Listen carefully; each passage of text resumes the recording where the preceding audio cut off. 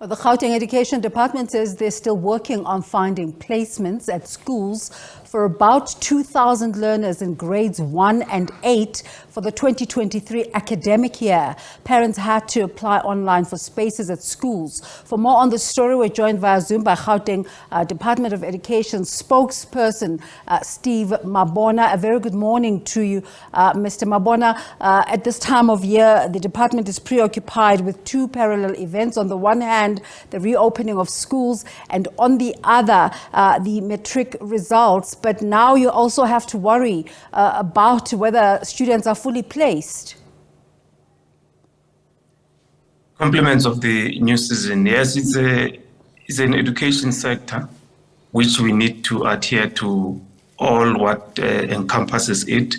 Yes, indeed, we are finalizing the process of placing the less than 2,000, learners that were not placed.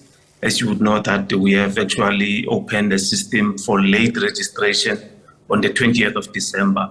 We can confirm that for the late registrations, about 5,000 applicants who successfully managed to, choose their schools, and they were placed. So we're working tirelessly with the districts and make sure that we increase capacity in some of our schools where we are challenged when coming to this capacity, problem that we have. A 2,000 shortfall, how are you going to make up for it?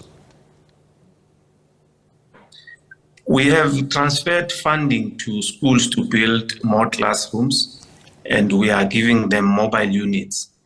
And there are those schools that even if you try to give them mobile units, there's no space to even put them. So we are putting mobile units in alternative schools so that we can accommodate those learners that could not be accommodated in schools that they've applied to.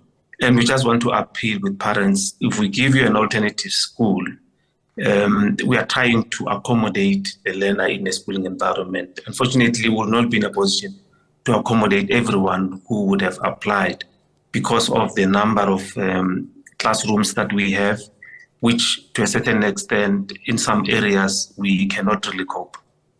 We were told when you launched the process last year that you were able to assess applications and needs real time. How did we get here? No, the situation is better this year. You will recall that last year the number was higher. Now we're sitting with a lesser number. The system works very smoothly because we've received more applications, and which meant that we could then place, a higher number than last year. And when we talk about late registration, you would have seen that last year, we in the early, stages of the year, we were sitting with over 20,000 odd of those that were not in the system.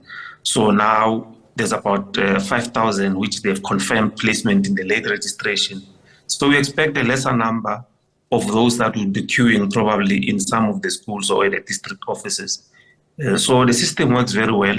It gives us an indication, it guides us on how to plan, and hence we will always be, encouraging parents to utilize the system, and especially utilize the open time, when we, launch in the opening of the application process, so that we are in a position to then place them accordingly.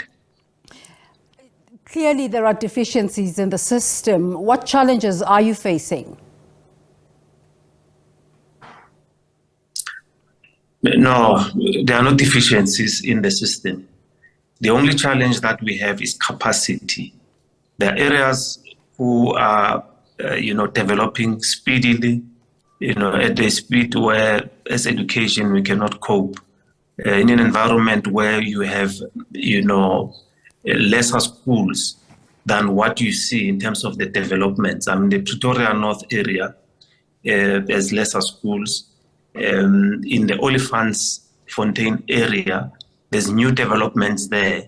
That's where we have a problem, and we cannot, say it's a system problem. It's not a system problem. Mm-hmm. It's a capacity problem of the, classrooms that can accommodate learners as per the applications. And we are building more, new schools. We are providing, mobile units.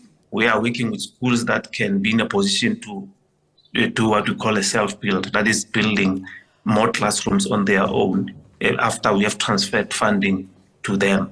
So we've been doing that in most of the schools, and we're hopeful that we will win this battle. You say there are lesser schools, and I want to ask you something that's not related, but it's probably part of the bigger conversation in the country at the moment. We're grappling with incident after incident coming up of racist incidents. And this conversation has come up in schools a lot about schools, for argument's sake, where it's Afrikaans areas who will not take certain students. Is this part of the problem at all? Is it coming up at all? Are you flagging it at all as an issue? No, racists or racism, incidences are quite minimal in our space. And when we receive those, we attend to them. The issue of placement or admission or application to a school has nothing to do with race, because when you apply, no one will tell you that you are a certain race, you cannot access the school. Or, when there are fights, at schools, we are in a position then to attend to them, probably fights between learners, or there's an element of racism which need to be attended to. We always attend to those. So we cannot really bring it in our space. What we are doing, the single medium, schools, we are engaging with them. Those that we can see that the demographics has changed, we appeal with them to say, look, in this area, you have so many of people that are not amenable to, learning in Afrikaans only. Why can't we introduce English classes? And we have won that in many of the schools that we have interacted with. But it's a process that is continuous. Mm-hmm. We will continue to engage those that we feel that they need to introduce English, so that we have those that will be learning in English while we still continue to learn in Afrikaans. I mean, we'll always have the notion that if these learners can be in the restaurants together, why can't they be in the classes or the school environment together, play and make sure that we are one nation? So we will continue to persuade those that we feel that probably the environment, in terms of demographics, has changed. They need to accommodate to a certain extent, English as a language that will be utilized there. And just back to those 2,000 students who haven't been placed yet, how will this impact the start of the 2023 academic year, and how ready is the department in this regard? No, 2,000, well, when you look at it, it's not a big number because it's, probably from different areas, but there are areas where we are challenged. But overall, we did an assessment of school readiness. Learner material has been delivered, all what you need in a school, and the overall in Gauteng, we are ready.